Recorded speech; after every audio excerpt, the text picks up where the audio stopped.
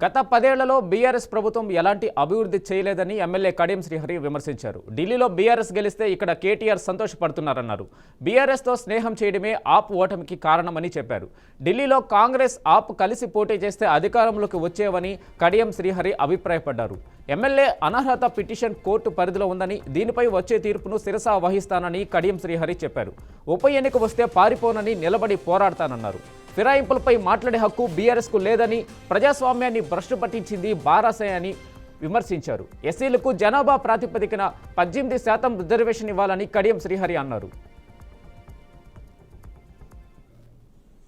అనర్హత పిటిషన్ సుప్రీంకోర్టులో ఉంది. రేపు 10వ తారీఖు నాడు కూడా అది మళ్ళీ ఆర్గ్యుమెంట్స్ చూస్తున్నది. ఎవరైనా కోర్టు తీర్పుకు లోబడి ఉండవలసిందే. తప్పకుండా నా మటుకు నేను కోర్టు తీర్పును శిరసా వహిస్తాను. ఉప ఎన్నికలంటూ వస్తే తప్పకుండా ఆ ఉప ఎన్నికలను ఎదుర్కోవడానికి ఎప్పుడు సిద్ధంగానే ఉంటాం.